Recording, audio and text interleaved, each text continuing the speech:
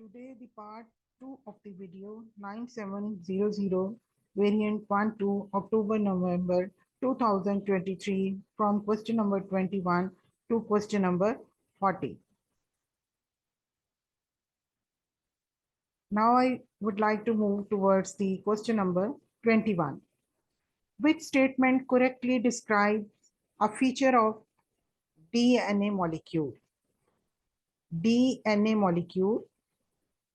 Okay, so we are going to discuss about this DNA molecule. Which statement is correct? It has two parallel strands, twisted parallel strands. No, it has anti-parallel strands. So this statement is not correct.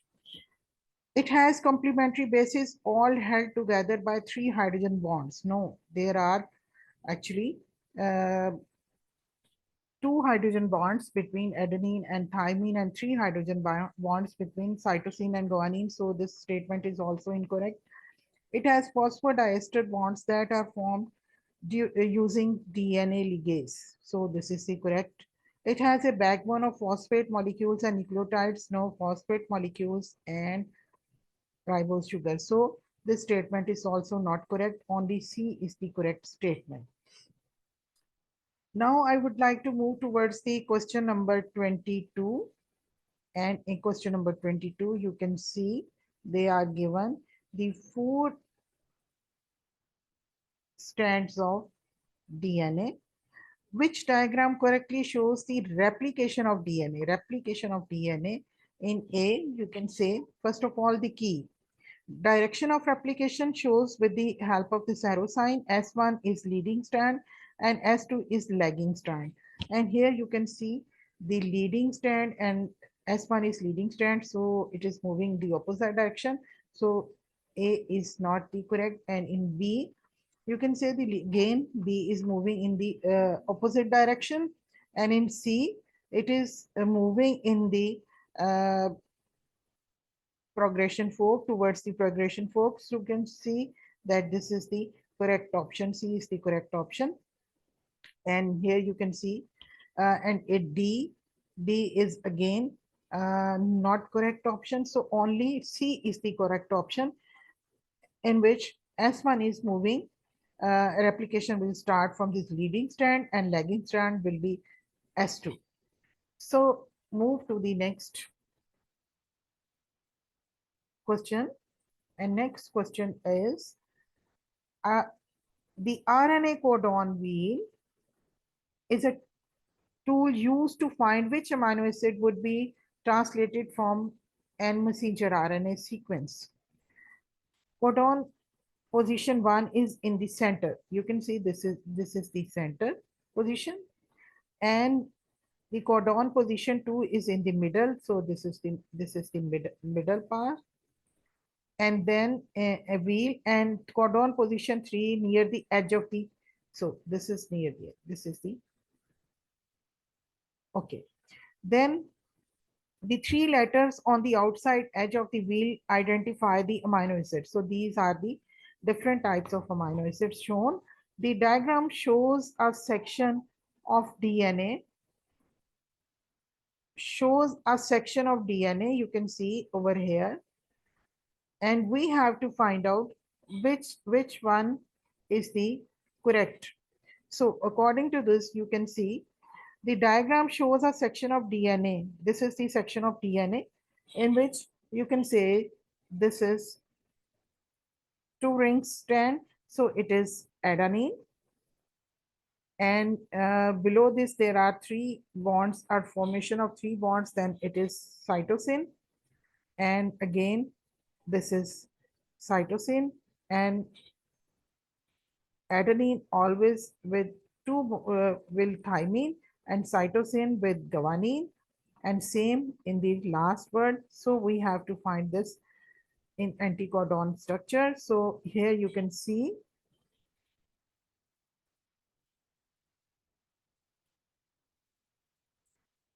this is T and in the it will be U.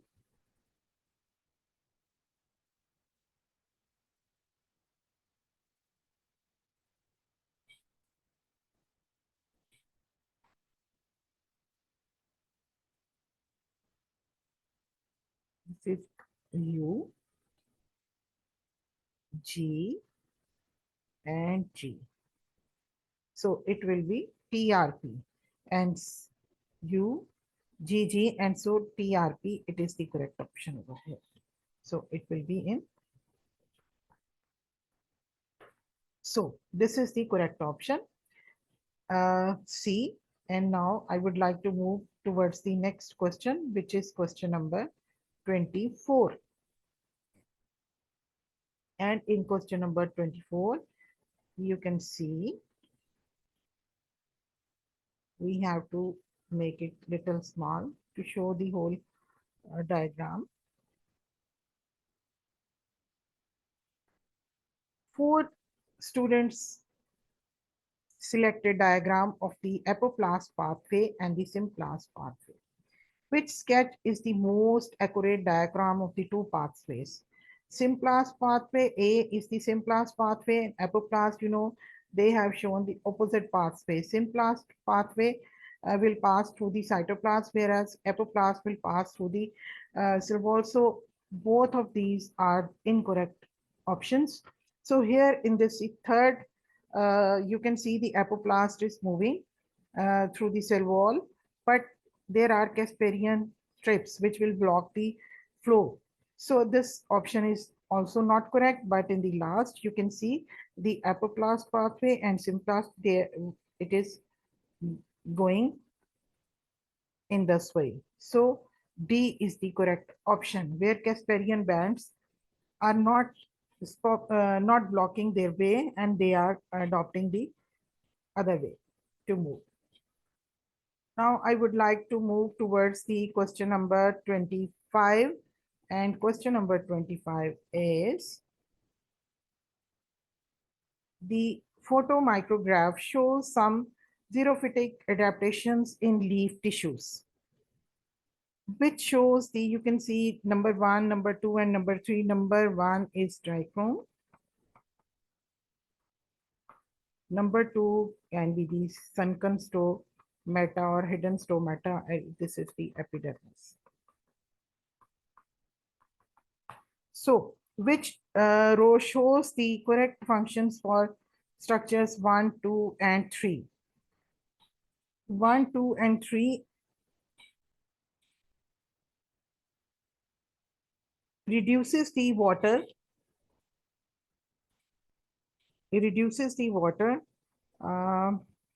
vapors concentration gradient between the inside and outside of the leaf. So number 1 and number 2, they will perform this function. So only 1 and 2 are present in the B option. Reduces evaporation from the epidermis of the leaf. So this is 1, 2, and 3. Again, traps a layer of moisture here. So it is 1 and 2. So question number 25 has the B correct option. Now I would like to move towards the next question, which is question number 26. And in question number 26, you can see which processes are required for the transfer of assimilates from a source cell into a phloem sieve tube. Active transport, facilitated diffusion, and simple diffusion. All these three processes takes place from a source cells into a phloem sieve tube, because the assimilates has to be transferred.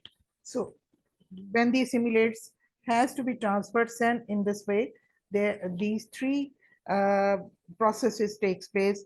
Active transport is facilitated diffusion. Active transport takes place when hydrogen ions move out of the companion cell. So and facilitated diffusion will be when sucrose will move towards the will enter into the companion cells, and then simple diffusion when sucrose is moved into the phloem sieve tube. So in this way, these three processes takes place. So A is the correct option.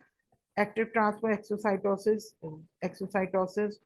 Active transport and simple diffusion only, no. These facilitated diffusion also takes place. Active transport only, so A is the correct option in this case. Now I would like to move towards the question number 27. And question number 27 is, when sucrose is loaded into phloem, it has to travel from mesophyll cells, mesophyll cells to companion cell, companion cells to it has moved towards the phloem. So in this way, which row shows the relative concentration of sucrose in, this is mesophyll cell, this is companion cell, it is phloem. So in order for the process to take place, the relative concentration of sucrose arbitrary units, mesophyll cells, companion cells, and phloem sieve tube elements. And you know that the companion cells should have the higher concentration of sucrose because it has to transport by active, it has to be transported by the process of active transport. So there should be the highest concentration in the companion cell, and it should be the lowest in the mesophyll cells, and then it should be second highest in the phloem. So in this way, I would like to say question number 27 has the B correct option. Which features of transport in plant is correct by xylem and phloem?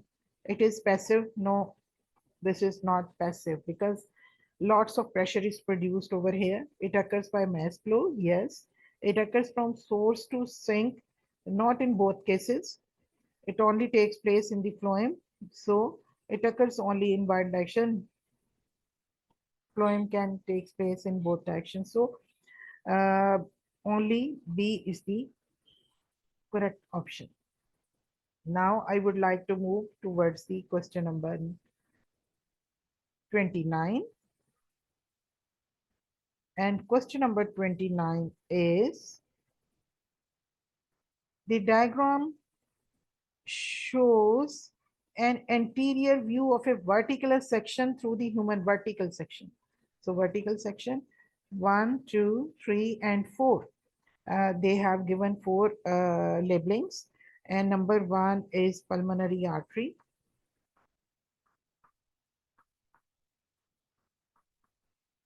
And number 2, you know, the movement is in this direction. So pulmonary artery is taking this. So it is semilunar wall.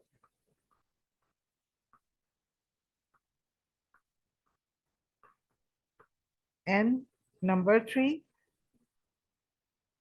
it is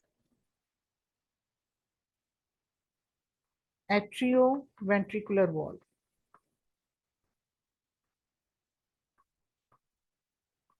And number 4 is vena cava. So blood is entering in the. So according to this, only C is the correct option in this case, according to these labelings. Now I would like to move towards question number 30. And question number 30 is, what does the inner layer of veins and capillaries contain? So question number 30, collagen fibers. No, it does not have collagen. Elastic fibers, endothelium, and smooth muscles. Only endothelium is present in blood vessels. So C is the correct option. Now I would like to move towards the question number 31. Question number 31 is, the graph shows the changes in the blood pressure and water potential across a blood capillary from the arterial end of the capillary to the venous end of the capillary. You can see the blood pressure is decreasing from arterial end towards the venous end. What could result in accumulation of excess tissue fluid? Excess tissue fluid is produced when there is high pressure. So in an increase in concentration of the large proteins in the blood plasma? No. As I have told you that it will only happen when there will be high blood pressure. So an increase in blood pressure, correct option. A decrease in the concentration of small? No. A decrease in blood pressure? No. So only B is the correct option in this case. Question number 31. Now I would like to move towards the question number 32. Which statement is correct about a red blood cell and has just entered a capillary in a respiring cell? Sorry, muscle. There is a net decrease in chloride ions? No. There is a net decrease in hemoglobinic acid? No. There is a net increase in the carbonic anhydrase? No. There is a net increase in carbamino hemoglobin.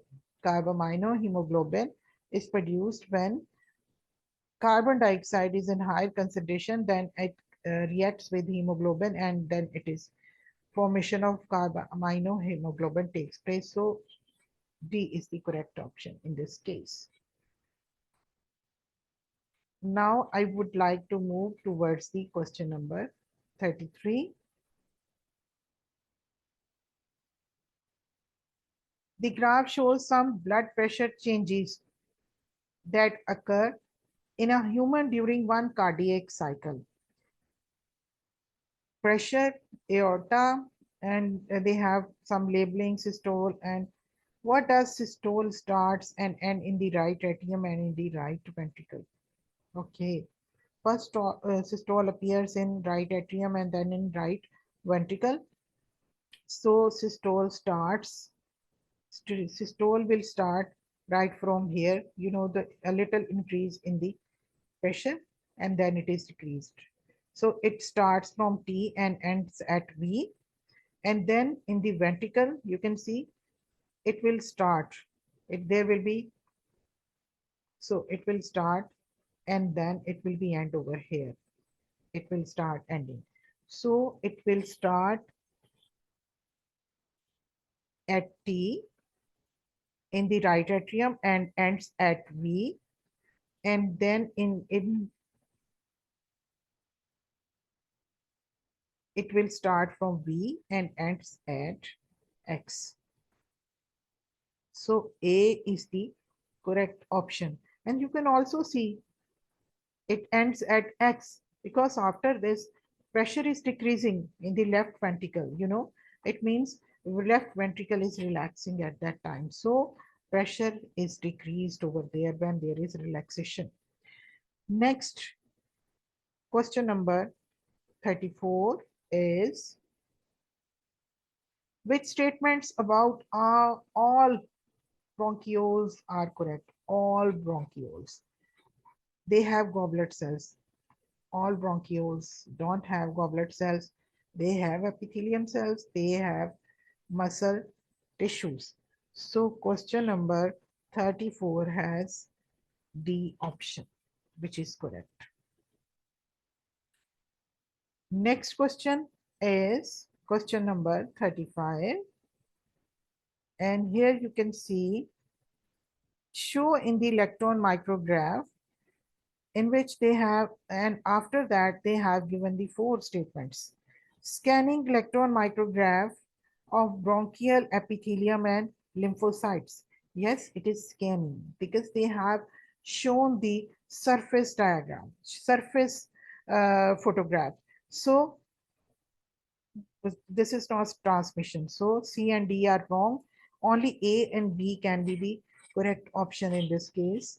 So scanning electron microbronchial epithelium and lymphocyte. These are not lymphocytes.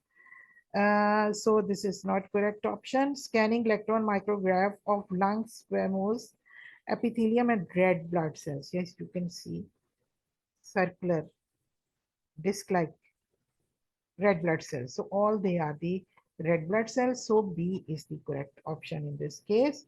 C, D, and A are not the correct option. Only B is the correct because they have shown the scanning. Now question number 36. And question number 36, which statement correctly describes infectious diseases? They are diseases caused by environmental factors? No, not by environmental factors. They are disease caused by fault in the DNA? Oh no, this is not DNA disease. They are disease caused by lack of number in the diet. Lack of nutrient in the diet. That is not called as infection. They are diseases caused by pathogens. Yes, pathogens such as bacteria, fungus or protists or virus. So this is the correct option. D is the correct option, which has described the correct definition of an infectious disease. Now, question number 37. In question number 37, organisms X produce molecule Y. Organism X produce molecule Y, which blocks the activity of 70S ribosomes. And you know the 70S ribosomes are present in many organelles, as for example the bacteria and chloroplast. An experiment was carried out to investigate the effect of Y on the bacterial cells. Effect of Y on the bacterial cells.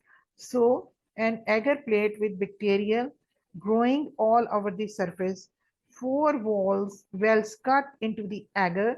Different substances were added to each well and the agar plates with bacteria was incubated for a week. You can see the diagram after a week. Intact cells of the organisms X, it means they don't have any effect on bacterial growth. Sterile distilled water only, no effect. Commonly used antibiotic, it affected the bacterial growth. And then concentrated solution made from the cytoplasm of lots of organisms X cells. So it has the highest effect on bacterial growth. So there will be no, in this way, the area shown with white color has no bacterial growth. So according to the situation, the question which is correct in this case is little bit question number. Molecule Y function as an antibiotic. Yes, it will act as an antibiotic. Yes, molecule Y cannot be released from cells of X organisms. Yes, because it was has not shown effect on bacterial growth. Molecule Y would also affect the synthesis of protein from nuclear DNA in human cells. We have nothing know about human cells. They have not discussed anything about them. So this is not correct. Only uh, first two statements. So according to this, B is the correct option. Now I would like to move towards the question number 38. So question number 38 is, a patient has had repeated infections from the same pathogen over a few months. From the same pathogen of you. The patient has been treated with the same antibiotic on each occasion. Which treatment could prevent an increase in the antibiotic resistance of the pathogen? Antibiotic resistance. A narrow spectrum antibiotic to treat a non-cellular pathogen. Non-cellular pathogen is a virus and antibiotics don't work on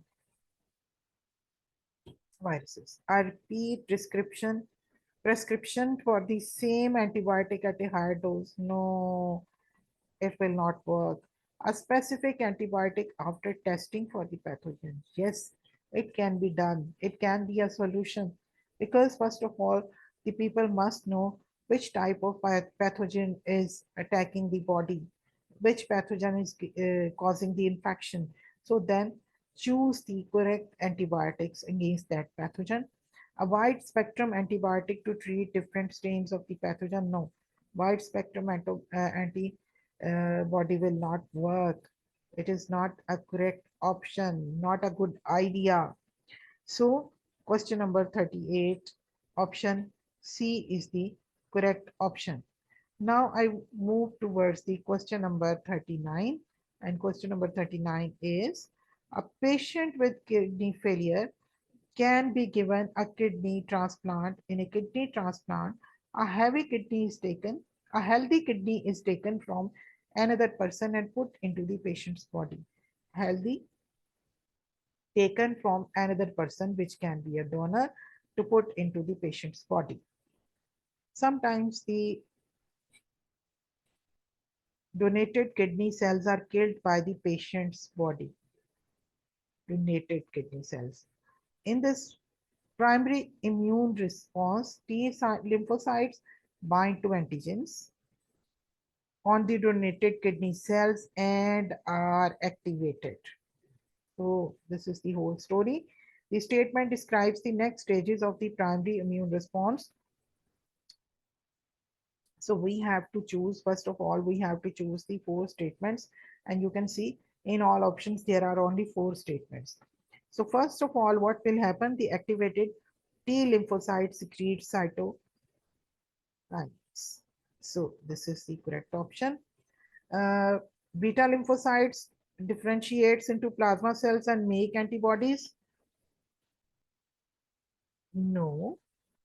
T killer cells bind to antigens on donor kidney cells. Yes. And then the T killer cells release toxins that destroy the T lymphocytes multiply by mitosis and differentiate. So we have chosen these four statements. Now we have to give them the correct sequence. So correct sequence will be number one, activated T lymphocytes secrete cytokinase. And second will be T lymphocytes multiply by mitosis and differentiate into T killer cells. So it will be the second number. At the T killer cells bind to antigens on donor kidney cells. So it will be 3. And then T killer cells release toxins that destroy the donor kidney cells. So it will be at the end. So the sequence will be 1, 5, 3, 4. So this is the correct sequence by which it happens. Now I would like to question number 40. Question number 40. The diagram shows the simplified structure of an antibody. You can see the structure of an antibody. Which statement is correct? U and X allow the antibody to bind to two different antigens. Two different U. U and X. No. We allow the antibody to be flexible to bind the two antigens. Yes. W can bind to one specific antigen. No, W cannot. It can bind with the pathogens, bind with the specific phagocyte receptors. This is the function of the W. So only B is the correct option. Now, students, we have completed the 40 MCQs in 2 videos. Please like, share, and subscribe my video to in this way I will be able to record more videos for you. Thank you so much.